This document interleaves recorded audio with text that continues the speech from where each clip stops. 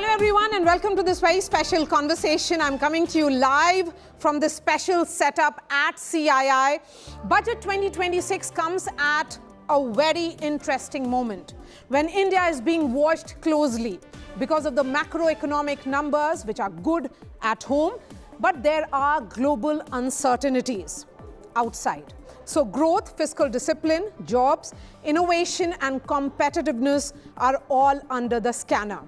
So over the next 1 hour, I'm going to talk to the industry titans and those who will give you a sense of the big takeaways and also the challenges post this budget. To my left is the politicians first. Syed Nasir Hussain is a member of Parliament of the Congress Party. GVL Narasimha Rao is a former member of the Standing Committee on Finance and former MP of the BJP. Then is Dr. Naresh Trehan, Managing Director of Medanta, followed by Lakshmi Venkatraman, Founding and Managing Trustee of BYST. On my right is Rajiv Mimani, President of CII, followed by Dr. Suchitra Ella, Vice President CII and also Co-Founder and Managing Director of Bharat Biotech International Limited. Mr. B. Thiagarajan is Chairman CII Trade Fairs and Council, and Mr. Arun Ramchandani, President SIDM and Chairman of L&T MBDA Missile Systems. I'm going to begin with you, Mr. Mimani. Industry has been waiting for clear signals from the budget. Does Budget 2026 do enough to revive the investor confidence? I would say the investor confidence is there. So economy is doing very well. We have massive global uncertainties, but in spite of that, I think the Indian economy is doing very well. And private sector is investing because that's the normal thing, is that private sector is not investing. I think if you look at balance sheet after balance sheet, private sector is investing. But coming to a question on budget, I think it gives a very clear direction. Firstly, there is an element of continuity. They have operated within the fiscal discipline that is very important for the long-term growth and ensuring that India meets its Viksit Bharat strategic objectives. Very strong focus on manufacturing, which is very, very important, on infrastructure, which is very, very important. And I think they've kept a thrust on some of the emerging sectors that are coming. So whether it's rare earth, whether that's nuclear, whether it's MROs, whether it's data centers, and they've provided what are structural long-term benefits for that. Okay. So they have provided fiscal they have made the changes that are required to ensure that the investments in these areas, in the newer sectors that are emerging, including semiconductors, they further get catalyzed. And I would say finally, just to close, on areas like electronics manufacturing and some of the service sector, labor intensive sectors like textiles and others, I think there is a lot that is there in the budget. Okay, Dr. Trehan, come in now, because healthcare is often discussed emotionally. In budget, is there enough, would you say, to see healthcare as an economic investment? So, if you look at it, the direct issue, directing the different parts of the budgetary allocations has not happened, and maybe it'll clarify in the next few days. But on the peripheral side, huge number of issues have been addressed, which were vital for healthcare of the nation, no question. So, you starting with the points of, as a macro policy, a committee to be set up to look at education, skills and employment as a continuum, which by itself makes it possible for the policy decisions to be seamless. Okay.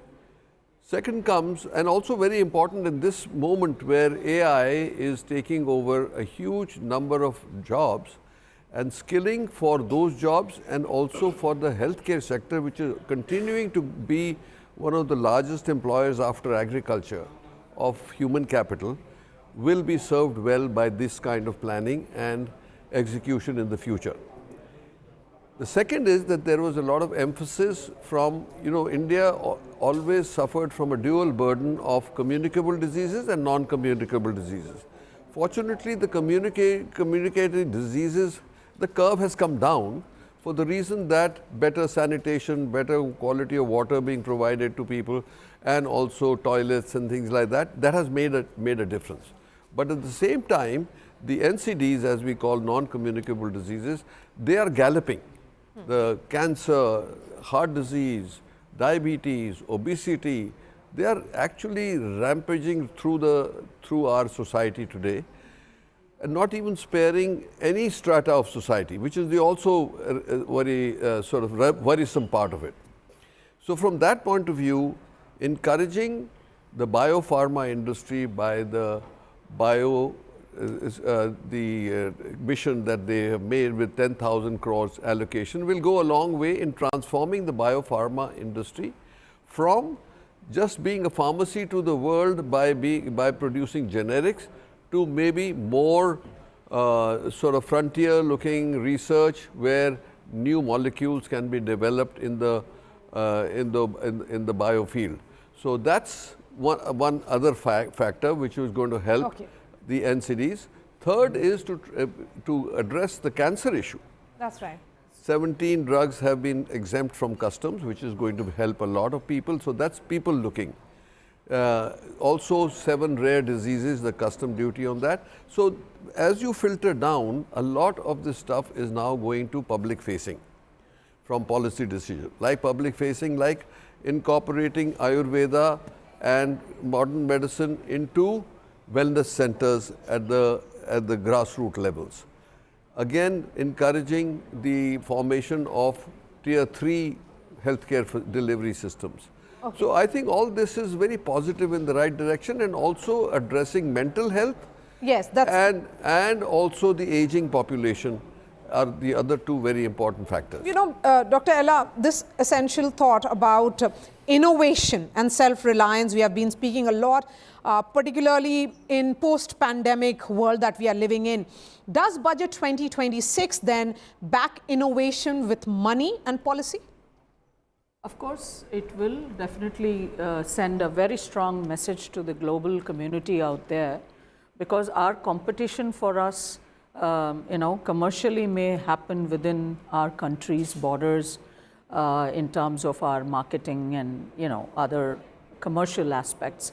But when it comes to technology, when it comes to product development, when it comes to clinical research, when it comes to process platforms, technology platforms, we always look up to the developed world for getting these kinds of inputs and essentials, sometimes even to the extent of consumables and so on and so forth. India has been lucky in the sense that though we are, we have been extremely good in, bringing generic medication available at very affordable costs, but at the same time, and we have done extremely well in vaccines and biotechnology, biotherapeutic molecules, many indigenously developed. The pandemic was a great example of how we could service a billion population with 2 billion doses of vaccine, and probably the third dose would have been the 3 billion doses of vaccine. So this is something, not any other country has come close to this kind of numbers. So it goes to show that our fundamentals are strong. India's US FDA plants are 75 and above. It's the highest after the United States. So that goes to show that the active APIs that we do, the active pharma ingredients that are manufactured, the bulk drug that is manufactured here, all of them come out of these US FDA plants. Our vaccines are WHO approved, accredited facilities, which means that we can service the world, supply to the world. The next level is in where this kind of a thrust would come and start pushing us towards is that in vaccines we have brought new technologies, indigenously developed and marketed, and of course distributed to the rest of the world, to more than 150 countries, that we already do. But what we need to crack in is those new molecules, especially in the areas as Dr. Trehan had mentioned, in the NCDs, where we need in cancer therapies, in therapies for diabetes, in therapies for autoimmune disorders and so on and so forth, where we need to crack that curve, which we have not yet. So I'm sure this kind of a thrust and focus will enable the biopharma industry sector to go on to those levels of research, technology building, and eventually manufacturing. Take a quick word also from the politicians before I go back to the industry voices that I have on this panel. Dr. Nasir Hussain, The opposition has often said, and the reaction which came post-budget was, many would say, on expected lines. Mamata Banerjee dismissing the budget, so was other opposition leaders, that they do not have much expectation, and according to them, the budget did not deliver on their expectations. Mamata Banerjee says that there is nothing in particular for Bengal. Similar point has been made by other Congress or opposition ruled states as well.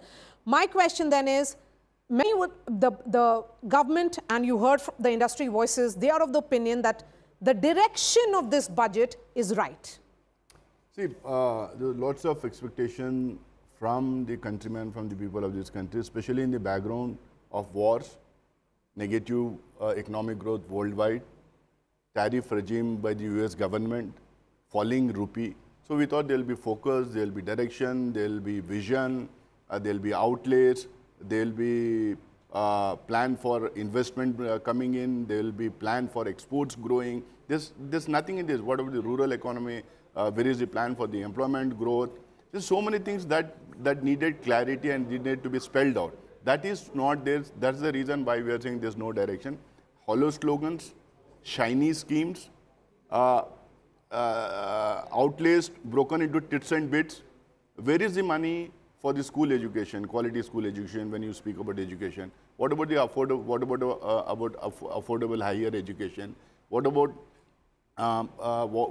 agriculture? Nothing for farmers. No mention of Manrega. Then farmers needed protection, especially in terms of MSP, especially in terms of different schemes for them. There's nothing there. So the whole argument by the opposition, by the Congress party, by the entire opposition is, where is the focus, where is the direction, where is the issue? On the people, in real terms. GVL. The entire focus of this budget is to build on the successes in the last 10, 11 years. So this is a budget of continuity or consolidation? It's a budget for a takeoff. Honorable Prime Minister, budget, okay. we are already the largest growing, fastest growing large economy in the world. From a fragile 5, Rahul Gandhi must go back to the headlines of 2014. We were considered to be one of the 5 weakest economies in the world. Today, we are the 4th largest economy in the world. Our we are able to achieve this, achieve growth, and at the same time maintain very much fundamentals of the economy. Fiscal deficit is down. Debt to GDP ratio, the target is to bring it to 50% of the GDP. We are able to achieve macroeconomic successes. Inflation is at its lowest. You've seen how whenever Congress came to power, if you look at the average inflation rate during Congress regimes, it will be 3 to 4 times higher than what it is during BJP regime. So the real growth that happens during the BJP years is certainly something that people can experience. The economic survey talked about how the real expenditure, how public expenditure has increased and how the inflation levels have gone down. So we have been able to deliver on lower taxes. The GST, lowering of GST rates has increased capacity of the people to spend. I think we are in a very positive environment today. In all the debates I have been in since morning, I find happy faces. This was not the case in the past. Lakshmi Venkatraman, are you happy as well, or are you of the opinion that I can see a smile on their faces. In fact, Professor Gaurav Vallabh will also be joining me shortly. Please go ahead. You began by saying that the big picture is good. It is indeed good, as we just heard from the speakers before me. But what is interesting is that it's been an inclusive budget because of the focus that has been paid on MSMEs, and people actually talked about micros not once but many times. It was also called a Yuva Shakti oriented budget. So the fact that 10,000 crores was given to MSMEs, the fact that 2,000 crores was allocated for a self-reliant fund, particularly for micros, goes a long way because we have a 30 lakh crore credit gap in the MSME sector. So I think this is very welcome. Also, I think a lot of focus has been placed on employment generation sectors, whether it's handicrafts and handlooms, whether it's textiles. And they also are talking about introducing technology for the 200 clusters, for the legacy clusters in order to enable them to catch up. So there were a lot of good aspects of it. Yes. The challenge here is how much of it is really going to affect the women who are also at the bottom of the pyramid. Okay, so we are going to talk about the women, but before that, let's put the spotlight on defense. Mr. Ramchandani, there was a lot of talk about it, that post-Operation Sindoor, will the overall allocation and spending on defense go up? The signal is yes, it has gone up significantly in purchases, and also the sense is about consolidation. Does Budget 2026 then deepen defense indigenization in a meaningful way? So the spend on domestic defense has been growing. If you see last year, 1,50,000 crores of defense production came from the domestic industry. Again, last year, the defense capital outlay was 1,80,000 crores. This year, it's gone up to 2,19,000 crores. So, from a trend perspective, we are seeing capital spending going up. When capital spending on defense goods go up, the domestic industry automatically grows. So, I think the trend is in the right direction. From an industry perspective, a 22% increase in defense capital outlay is a very positive signal to the industry. If I look at defense R&D, the DRDO capital budget, which was around 15,000 crores last year, has gone to 17,250 crores this year. Again, a 15% increase. And spending on defense R&D is a positive signal. Okay, Mr. Tyagarajan. Yes, please, go ahead, sir. Finish your point. Of course, there is a broader spend on new technologies and R&D, which has happened through the ANRF, etc. How much of that the defense industry can, tap into and enable growth of R&D within the industry is something that needs to be seen. But overall, the impetus is positive, both for the industry, for DRDO, for the armed forces, in terms of modernization, and I would say an impetus to the domestic industry. Okay, so let's welcome Professor Gaurav Vallabh, who is the member of Prime Minister's Economic Advisory Council. He's joining us as well. Before I go to him, a word from you, Mr. Tyagarajan. I view the budget as a building block. You have to read it in conjunction with the past 2 or 3 budgets. I don't think we expected some big bang to be there. And we are the 4th largest economy. We will become the 3rd largest economy. You have to build many things and move towards that. So I think it is in the same direction, stable, continuity. That's all we expected. We got it. We are very happy. Now, always we will tell this could have been there, that could have been there, but I think we have to come to terms with this, that the budget is a policy direction and it provides for the income, expense, fiscal deficit. There has been a continued discipline out there. Now, any other concessions can happen throughout the year. The GST is there separately, it happened, or the tobacco duty happened outside. No, but why should it happen outside? That is the question that what I'm saying, as long as the direction is maintained, okay, the course corrections should be there. That's how the companies operate. Okay, so then, right? Professor Gaurav Vallabh, budget gives direction, but there are these announcements which keep happening outside budget. Like last year, in the month of October, the 2nd generation GST reforms kicked in.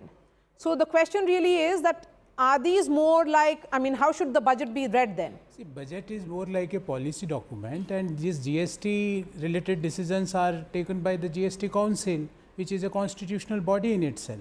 So if you ask me about today's budget, I will define in 3 M's: MSME, manufacturing and maintenance of reform agenda. That's all.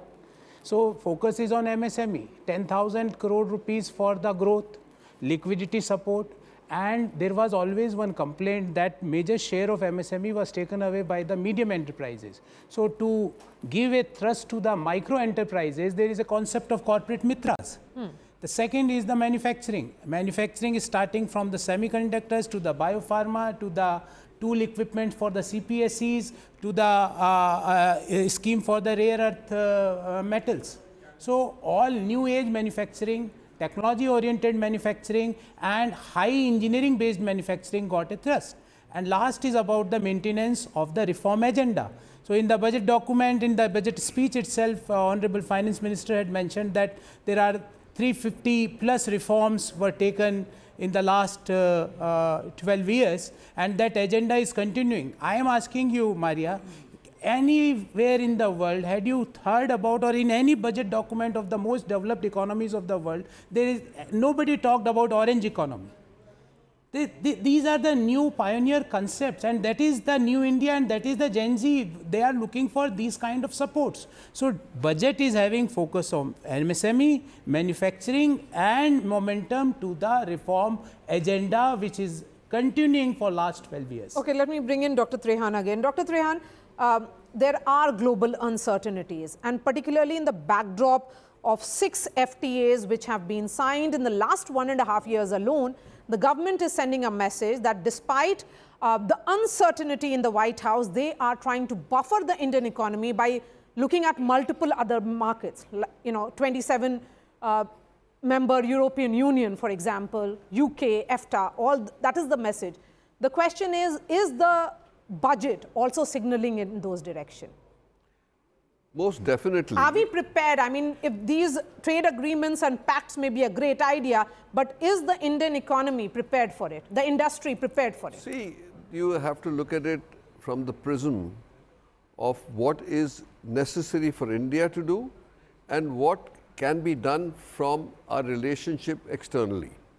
So for India to be competitive in this world, our whole industriousness along with the development of industry has to go hand in hand, because we are competing with economies which are much more efficient today than we are right now, and unless we actually jump that or leapfrog into efficiency to the level, industriousness to the level in our blood, we'll never be able to compete. So the point basically comes is how well can we compete in the marketplace, the world marketplace, with goods that are manufactured to precision at a reasonable cost, because today cost is everything around the world. Okay. So one, we have to actually go up the ladder on our competitive scale. Second, we must exploit the strengths that we have. Okay, just to bring it home to healthcare, we have a huge strength in our ability to deliver the highest end of care available anywhere in the world at a fraction of the cost. But does the rest of the world know that? Or are they only expecting that what their impression of India is that it may not be up to the world standards? We need to let it be known. So it has 3 advantages. One is it establishes the standard for not only for the world but for India itself. Secondly, it is a big earner, because today we can go up the value chain and we can go up to $30 billion in the next 5 years. So it could be a significant earner, foreign exchange earner. Third, it reflects the soft power of India, because we are strongest, we have the language advantage, and but we have not exported healthcare to the countries that we should have. And I think the more encouragement we get to ride with the government, public sector and private sector together into these economies which can be where we can establish ourselves. So Dr. Trehan, which country that you are looking for post these FTAs? All of Africa. All of Africa. All of Southeast Asia. Healthcare is required everywhere, and the tragedy of the world is today that no country has been able to come up with an ideal healthcare system, no matter how much they spend or how small their population is. India's done leapfrogged by Ayushman. We have covered huge number of people of our population, and they can access healthcare anywhere. Okay. So Ayushman has been a very successful scheme, and the Prime Minister is to be credited with it. The basic thing is what we do for ourselves is applicable to 4 billion people around us. We just need to take it to them. Okay, so what will it take for the industry to take it to them, Mr. Mimani? Healthcare, Dr. Trehan knows better than I do. But moving away from healthcare then, other sectors. Yeah, no, I would say The first is, I think, to answer your earlier question also, it's wrapped into that. Anything that ensures, you have to follow, when you are an investor or when you are looking at, selling goods outside, what do you look at? You look at the macroeconomic discipline of the country. The macroeconomic discipline, anyone looks at India, they will say only one trend. GDP growth is stable, fiscal deficit is coming down, borrowings are coming down. Second is the country reforming. The Prime Minister laid out in the last 5 months post 15th August, they've done 350 reforms and the reform express is continuing to grow. The third thing is, are they focusing on the new evolving sectors or not? So if you look at the new sectors, whether you look at nuclear, you look at data centers, you look at electronics manufacturing, you look at semiconductors, you look at rare earth. I mean, I can name sectors after sectors, GCCs where they've given some benefits. So right across, there are benefits, incentives which give long-term nudges to ensure that that investment is happening. The fourth is to say, is there, from a political standpoint, is the policy narrative consistent? The policy narrative, if you look at the last 6, 7 years, 8 years, the policy narrative have been very, very consistent. Fifth, is this country a trusted partner or not? So if you look at the number of FTAs that India is entering into, at least, and the speed at which it is entering into and creating win-win propositions, it's very clear those countries want to do an FTA in India, India wants to do a FTA with them, and the number of countries, we have covered 33% of the economy, you add China and US, that's 80%.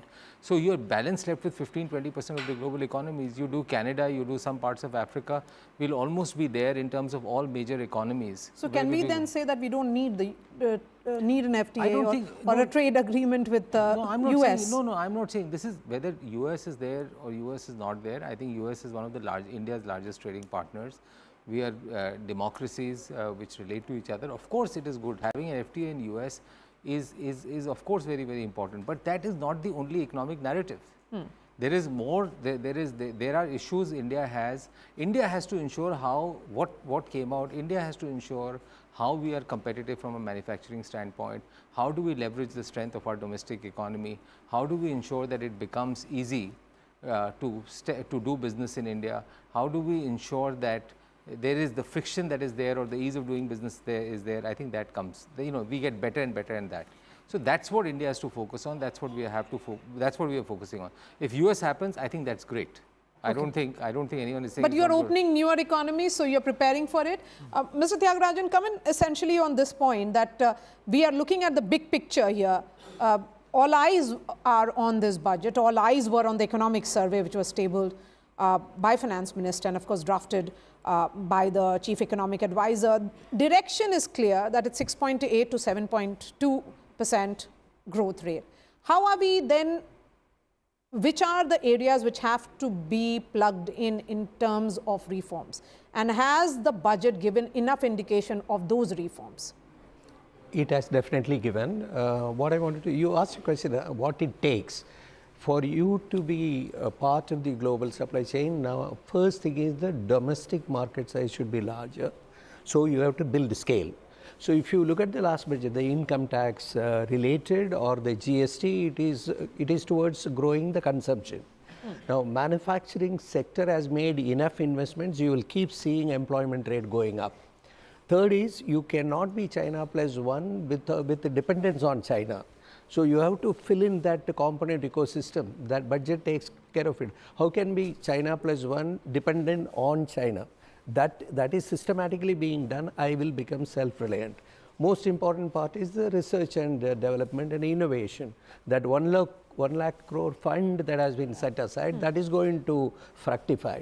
Look at the national manufacturing policy. It emulates China and will do better than that. Directionally, it is providing everything that we want to move there. And I will go on to say that I think the government has done its bit. It is for industry to now deliver. Okay, so the government has done its bit, and is it strong enough to revive the animal spirit that we famously talk about, Mr. Ramchandani? Sure, I think the industry is on a growth trajectory. People are making investments. The focus towards manufacturing is clearly visible. The emphasis on new age emerging sectors is also visible. People are looking at investing into semiconductors, into electronics, which I believe is a core area that will fuel growth. So to me, all the signals are right, and I think the triggers are there. So it all portends to a very positive outlook. Okay, so the outlook is positive from the industry. See, again, So is there some part of the budget, okay, let me put it this way, Dr. Nasir Hussain, is there some aspect of the budget that the opposition feels is perhaps in the right direction, or there is some green area, or is it all red flags? Maria, I think I'll again go back to basics. For me, people of the country are more important, masses are more important, have-nots are more important, people those are yearning to have something from the budget are more important for me. So again, I'll talk about those few things. Forget about the shiny things, hollow slogans, big talk and all. No real plan to control control rising prices. No clear roadmap to protect the rupee. No strong relief packages for exporters. No guaranteed mass job creation program. No plan to raise wages. No serious middle class relief. No direct monthly expense relief. No firm farmer income protection, which I mentioned earlier. No system to stop payment delays to farmers and MSMEs. No full healthcare affordability. No major push to upgrade government school quality. No survival cushion for small businesses. No price control roadmap for essentials. No strict delivery tracking for welfare schemes. No accountability rule for unused budget money. No urban household relief plan. No clear unemployment support. No debt burden warning. No timeline guarantees. No delivery audit promise. And if you look at the... there are long list of no's. The long list of no's and the long list of no's for the mass of the people of this country. So maybe, see, every budget will have some shiny parts here and there. So, let's look at the no's here. So no's they have. No, but that point that has been made by Nasir Hussain here was something that was told to me earlier today by the chairman of the 15th Finance Commission as well, Mr. N.K. Singh. He said that 8,000 crore was given to the urban cities for making of urban cities, and that was not utilized. So non-utilization of funds is a challenge as well. No people, if you allow me, no masses. Let me now respond. No masses, does it include people of Bihar or no? No, when he says no masses, does it include people of Mumbai or no? Does it include people of Delhi or no? So all the entire country is rallying behind Prime Minister Narendra Modi ji. As India has faced challenges, global challenges, as the saying goes, when the going gets tough, Modi gets going. Okay. This, I think you will have to rewrite this slogan. You have to rewrite this slogan. Okay. This is the character of Prime Minister Narendra Modi ji. And when you talk about, let me talk about the positives. We have the highest public expenditure spending, highest infrastructure spending at 12.2 lakh crores. We have very low fiscal deficit. We have one of the lowest inflation rates in the country. I think we are spending all 7 strategic sectors which require India to really take a big, where India needs to make big growth, we are investing in those sectors. I think we are investing in manpower. We are investing in creating a new class of healthcare professionals. Why is there total difference between the two of you? Because the Prime Minister Modi looks everything from a positive spectrum. Opposition, unfortunately, looks at it through negative spectrum, and they have paid a price for it. We are happy about it. Okay, a quick response from you, and then I bring in others. You were speaking about the cuts in the spending or the allocation. Look at the financial performance in current year 2025-26. See, the RE 25-26 is lower than budget 25-26. See, revised revenue receipts lower by 78,000 crores. Revised net tax receipts lower by 1,62,000 crores. Total expenditure cut by 1,503 crores. Capital expenditure cut by 1,44,000 crores. Sectors where funds have been cut: health 3,700 crores, education 7,000 crores, social welfare 10,000 crores, agriculture 7,000 crores, rural development 53,000 crores, urban development 39,000 crores, development of northeastern states about 1,500 crores, and on SC, ST over OBC 890 crores, 690 crores, 360 crores and 2,000 crores. Jal Jeevan Mission, 50,000 crores. PM Awas Yojana, Okay. 3,200 crores. Dr. Nasir Hussain, I can see the preparation. So if you take up the discussion of the budget in the last year, same discussion was there. Okay, People same thought discussion. it was all good. There are lots of promises, and this is the number So of the devil cuts is that in the have been details, made in the Dr. last 1 year. Suchitra Ella. Yes, you want to take that? I just want to respond. I said, you know, when you make a budget at the beginning of the year, you make certain estimates. What happened was the tax revenues, because the government gave a lot on personal tax and gave a lot on GST, the tax revenues fell short by, as he said, 1,40,000, 1,50,000 crores. So either you keep on spending and your interest rates will go haywire, your inflation will go haywire because your fiscal, it'll respond to all the questions that he had raised. Your fiscal deficit gets out of control. So what you do is you also rationally look at all your expenses and say if those money is not being spent effectively, then you cut down on some of the expenses that you have to make, because at the end of the day, for India to grow, for inflation to be successful, for India to achieve Viksit Bharat, our fiscal deficit maths has to work. And I think to the credit of this government, right or wrong, I think that's one thing that they have done, that the macroeconomic discipline and the fiscal deficit maths has to. I don't want to get into a slanging match with it, but I was just taking, I was just stating More that. than 1 lakh crores that had to be gone to the states was cut by the center. Poorest, the states getting poorer, that had to be, that had to go that fund from center the versus center. The center has given 1.8 lakh crores to the states for their capex. Without central long-term financial assistance, the states would have really been in difficulty. Many so would the say- They are center already in has difficulty.